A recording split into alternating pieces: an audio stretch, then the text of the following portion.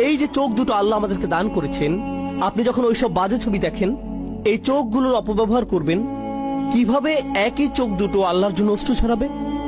একই চোখ দুটো দিয়ে কি এটা করা সম্ভব?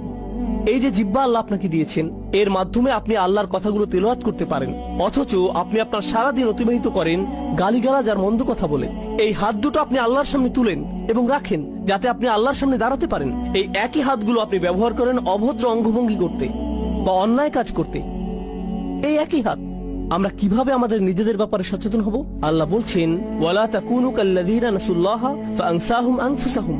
তোমরা তাদের মতো হইও না যারা আল্লাহকে ভুলে গিয়েছিল, আর আল্লাহকে ভুলে যাওয়ার ফলে আল্লাহ তাদেরকে নিজেদের ব্যাপারে ভুলিয়ে দিয়েছেন।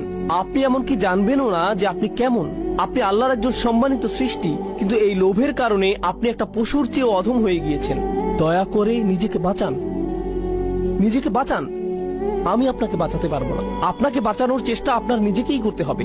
আল্লাহি যত ছবি, এগুলো প্রচারের জন্য যত বিজ্ঞাপন এবং এর সংশ্লিষ্ট যত কিছু আছে, যারা আমাদেরকে পশুর স্তরে নামিয়ে নিতে সদা তৎপর, তারা খুবই শক্তিশালী।